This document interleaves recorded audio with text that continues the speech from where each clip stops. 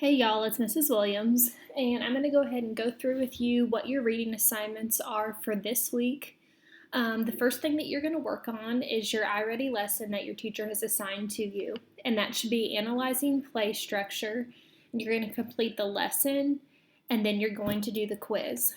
So I'm going to show you in my Canvas here. It'd be on your Clever and your iReady. You're going to click on that, and then you'll go through this lesson and then take your quiz. Okay, the other part that's not on the learning board this week, but you need to go ahead and finish the iReady workbook pages from last week. So last week you did 3 of them when Miss Dickerson went over them with you.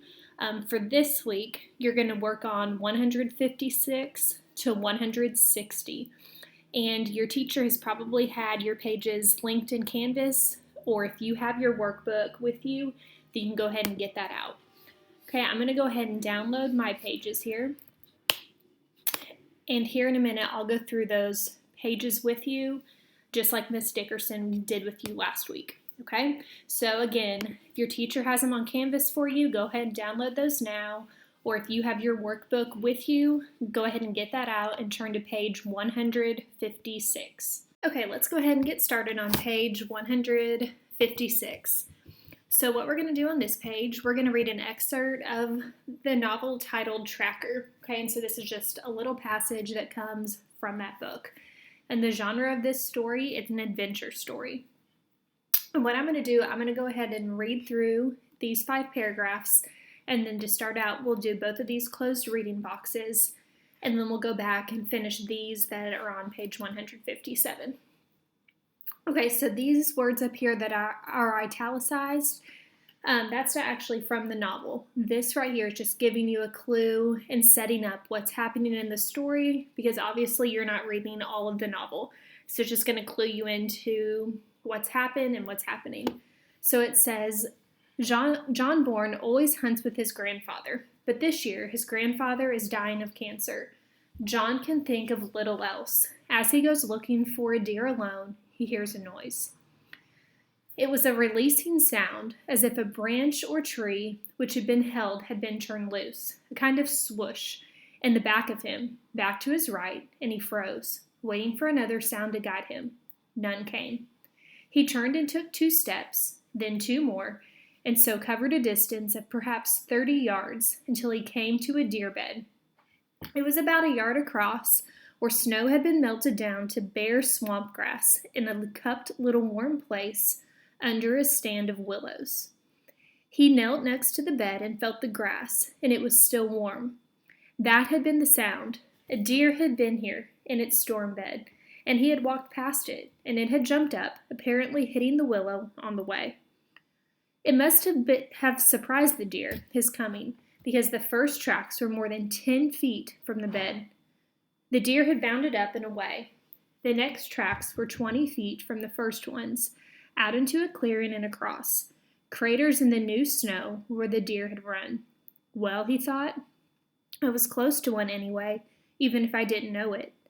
It came to him suddenly that he hadn't thought about his grandfather for nearly an hour, and he didn't know if that was good or if that was bad.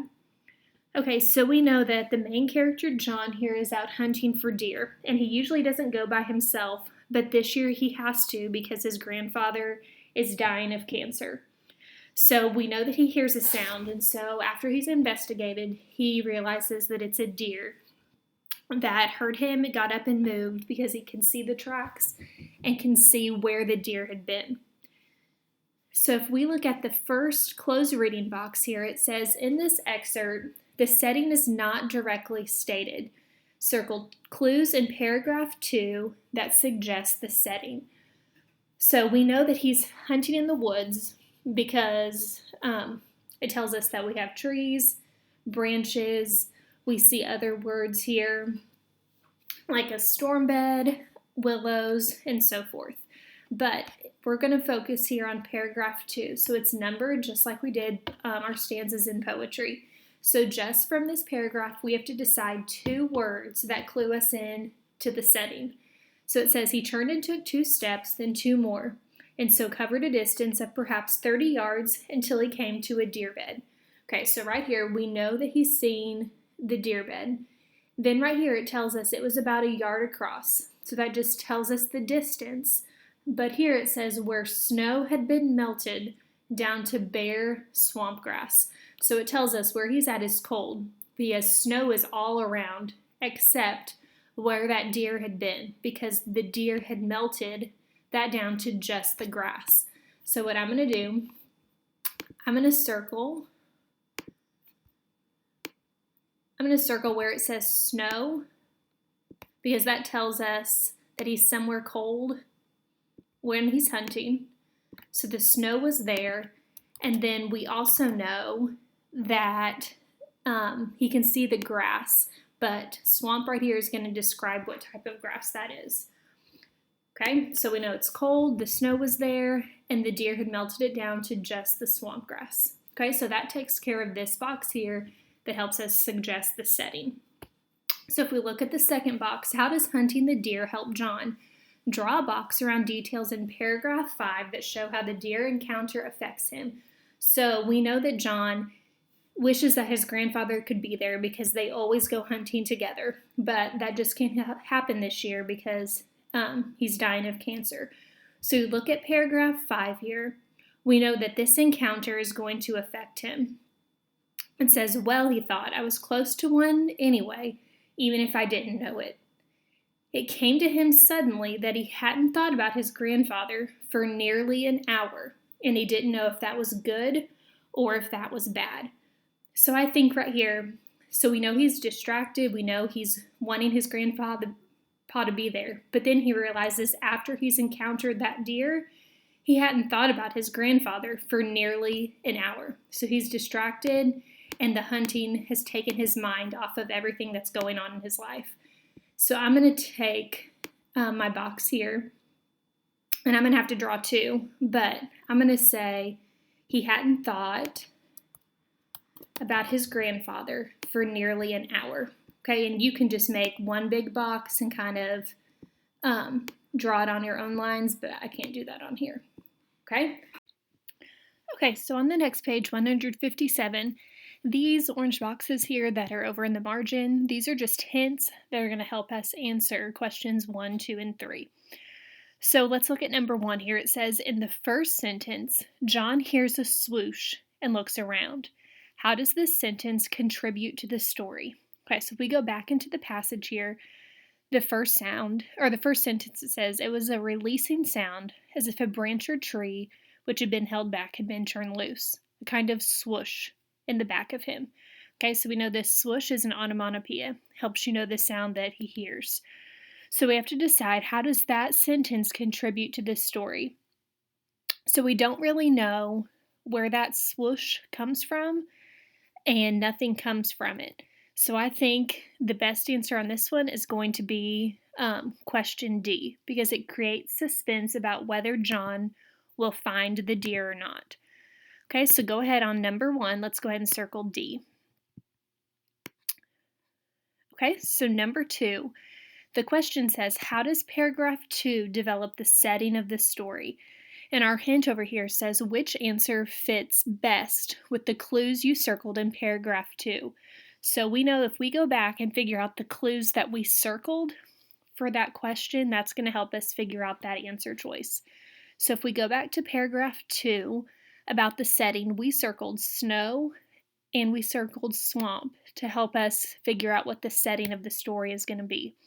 So if I look at the answer choices here, I see option A here. It says it shows snow and swamp grass were on the ground, which I think if I look at the rest of these, it reveals how far from home John has walked. That's not it. It helps readers understand what a deer bed is. No, it doesn't really go into detail. It just tells you about the snow and the swamp. And it doesn't explain what time of day it is. So I think on number 2, A is going to be our best option. Okay, so let's go ahead and circle that. Okay, and then number 3, I'll read the question and then we'll look at the hint. So it says, describe how the final sentence contributes to the plot of the story. Use details from the story to support your answer. So they're wanting us to look at, what does the last sentence tell you about the main conflict of the story. So that last sentence is where he's thinking about his grandpa and realizes that after hunting, he has forgotten about what's going on for an hour. And he doesn't know if that was good or if it was bad. Okay, because we know that the conflict is that John is upset that he can't go hunting with his grandfather because he's dying of cancer. So our question is asking us, how does that final sentence contribute to the plot? Okay, in that final sentence, it came to him suddenly that he hadn't thought about his grandfather for nearly an hour, and he didn't know if that was good or if it was bad. Okay, so we have to decide how that's going to develop the plot.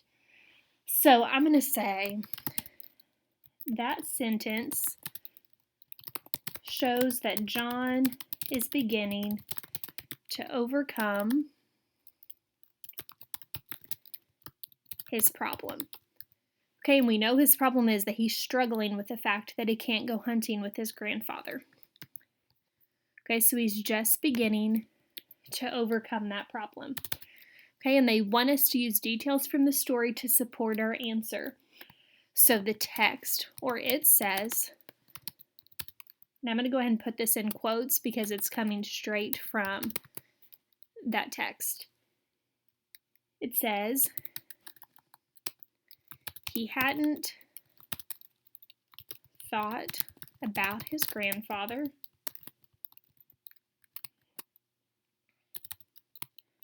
okay, but he hasn't fully solved his problem yet. Okay, so we know he's not completely over the fact that he has forgotten about his grandfather, so he's not okay with it because he's not sure, and I'm going to go ahead and put this in quotes because this is the last line of that story. So he's not sure if that was good or if that was bad. Okay? Let me move it there because I think that that'll help you see it a little bit better. Okay? So at this point, go ahead and pause the video so you can fill in number 3, and then we'll get ready to move on to page 158. Page 158, we're going to read an excerpt from the novel Hatchet, which some of you may have actually read this book before. Okay, so it says 13-year-old Brian Robison is stranded in the Canadian wilderness after a plane crash, and now he must study his environment to survive. In this part of the novel, he has been dreaming of his father. Now he dreams of his friend Terry. He was not gesturing to Brian, but was sitting in the park at a bench, looking at a barbecue pit, and for a time nothing happened. Then he got up and poured some charcoal from a bag into the cooker, and then some starter fluid, and he took a flick type of lighter and lit the fluid. When it was burning and the charcoal was at last getting hot, he turned, noticing Brian for the first time in the dream. He turned and smiled and pointed to the fire as if to say, "See, a fire." But it meant nothing to Brian, except that he wished he had a fire. He saw a grocery sack on the table next to Terry. Brian thought it must contain hot dogs and chips and mustard, and he could think only of food. But Terry shook his head and pointed again to the fire. And twice more he pointed to the fire, made Brian see the flames, and Brian felt his frustration and anger rise, and he thought, all right, I see the fire, but so what? I don't have a fire. I know about fire. I know I need a fire. I know that. His eyes opened, and there was a light in the cave. A gray, dim kind of light of morning. He wiped his mouth and tried to move his leg, which had stiffened like wood. There was thirst and hunger, and he ate some raspberries from the jacket. They had spoiled a bit, seemed softer and mushier, but still had a rich sweetness. He crushed the berries against the roof of his mouth with his tongue and drank the sweet juice as it ran down his throat.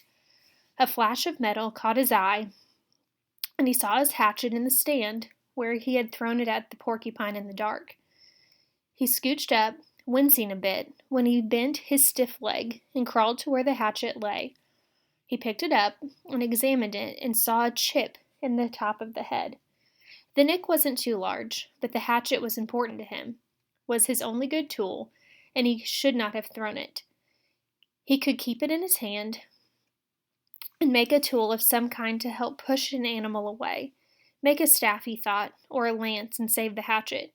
Something came then, a thought, and he held the hatchet. Something about the dream, and his father and Terry, but he couldn't pin it down. Ah! He scrambled out, and stood in the morning sun and stretched his back muscles and sore leg.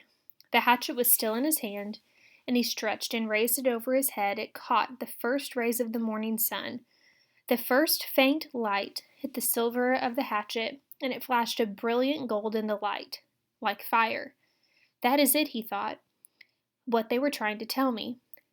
Fire. The hatchet was the key to it all. When he threw the hatchet at the porcupine in the cave, it missed and hit the stone wall. It had showered sparks, a golden shower of sparks in the dark, as golden with fire as the sun was now. The hatchet was the answer. That's what his father and Terry had been trying to tell him. Somehow he could get fire from the hatchet. The sparks would make fire. Brian went down into the shelter and studied the wall. It was some form of chalky granite or sandstone, but embedded in it were large pieces of darker stone, a harder and darker stone. It only took him a moment to find where the hatchet had struck. The steel had nicked into the edge of one of the darker stone pieces. Brian turned the head backward so he would strike with the flat rear of the hatchet and hit the black rock gently. Too gently, and nothing happened. He struck harder, a glancing blow, and 2 or 3 weak sparks skipped off the rock and died immediately. He swung harder, held the hatchet so it would hit a longer, sliding blow, and the black rock exploded into fire. Sparks flew so heavily that several of them skittered and jumped on the sand beneath the rock. And he smiled and struck again and again. There could be fire here, he thought. I will have a fire here, he thought, and struck again. I will have fire from the hatchet. Okay, so question 1, it says, read this sentence from paragraph 11, which is right up here. He swung harder and harder, held the hatchet so it would hit a longer, sliding blow, and the black rock exploded in the fire. What does this sentence contribute to the plot? Okay, so you have to think about a plot diagram. So first you have your exposition where it's just introducing the part of the novel. If you think of it like a roller coaster when you're going up, that's your rising action. Your climax is at the top, like your most exciting part. Then you have your falling action, and then your resolution where all the details are tied up. So you have to decide that sentence. So when he swings harder and harder, and the black rock explodes into fire, so he realizes he can create fire. We have to decide which of these aspects is going to be part of the plot. So that's not our resolution. It doesn't wrap up the whole story. B, it represents the rising action because the problem is becoming even worse. I don't think it's that one because he's kind of figuring out his problem and how to solve it. But if we look at C, it serves as the climax because after this, Brian begins to solve the problem. So his problem is he can't create fire, and he realizes once he hits the hatchet on that rock that it's going to create it. So I think for number 1, the best answer there is going to be C. Okay, so let's go ahead on 1 and circle letter C.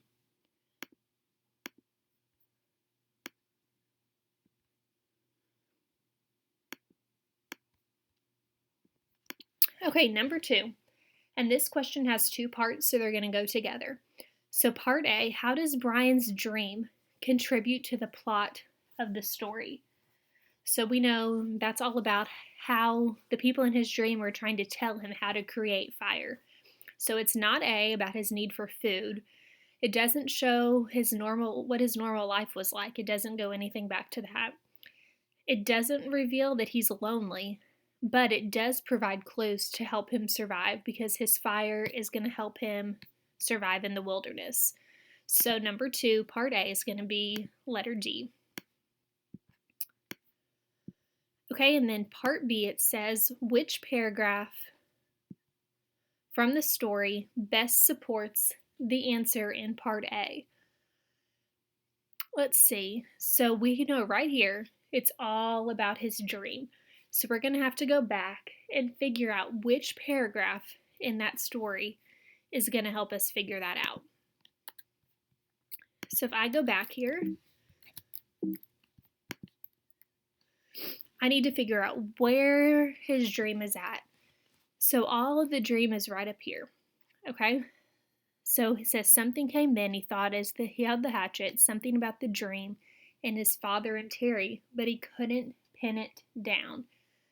But 7 right here, this is where he's realizing when he hit that and it flashed a brilliant gold in the light, like a fire. That's what they were trying to tell me. So paragraph 7 there for part B, that's going to help contribute to what we circled here in part A. Okay, so number 2, we're going to go ahead and pick part B is going to be letter D. Okay, and then number 3, this is our last question. It says, describe how paragraphs 8 through 11 contribute to the development of the story's theme. Use details from the text to support your answer. So remember, a theme is a lesson or a moral that you can learn from the story. So it's something you could actually put into place in your own life. So what we just went over was paragraph 7. So that's after the dream, he's realizing what the people in the dream are trying to tell him about how to create fire. So paragraphs 8 through 11 there, or 8 through 12, it's all about how the hatchet was the answer to create the fire. So this is how he can survive in that wilderness. Okay, so if we, on number 3, we have to figure out a theme of what this story is trying to tell us. So we know that once he's figured out how to create fire, he knows that he's going to be able to survive. So he's not going to give up. So I think that the theme of the story is to never give up. Okay, so that is our theme, but we have to use details from the text to help us support our answer. So we know that those paragraphs, 8 through 11, so these paragraphs, and I'm not going to go ahead and number them because in this question it tells us that those are the ones that we need to be looking at. So these paragraphs describe how Brian realizes the hatchet is the key to his survival because throwing it against the stone wall creates sparks that can lead to a fire. Okay, and I'm going to go ahead and add in here, it says, after many tries, because remember he tries it multiple times, Brian succeeds, and then he realizes, I will have a fire here. Okay, and let me go ahead and drag that so that y'all can see it a little bit better. Okay, so that takes care of our video for this week. If you have any questions about what we went over, about the iReady lesson, or anything on your board for the week, remember to message your teachers on Canvas or ask them in your Zoom meetings. Hope y'all have a great week.